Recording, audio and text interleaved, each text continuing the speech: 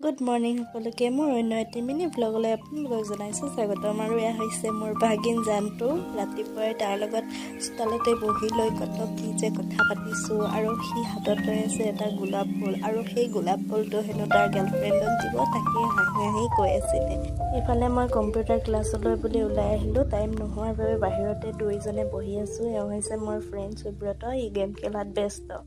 আৰু এইফালে তিনিচুকীয়া টাউন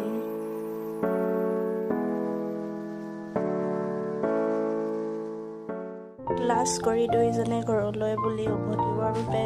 অটত উঠিলোঁ আৰু এইফালে তাৰ চুলিৰ ষ্টাইল দেখুৱাই আছিলে আৰু মই কেমেৰা কৰি থকাৰ বাবে সি হাঁহি দিলে আৰু এইফালে আপোনালোকক অকণমান তিনিচুকীয়া টাউনৰ পৰিৱেশটো দেখুৱাইছোঁ চাওক তেন্তে আজিলৈ বাই বাই নেক্সট এটা মিনিট লগত লগ পাইছোঁ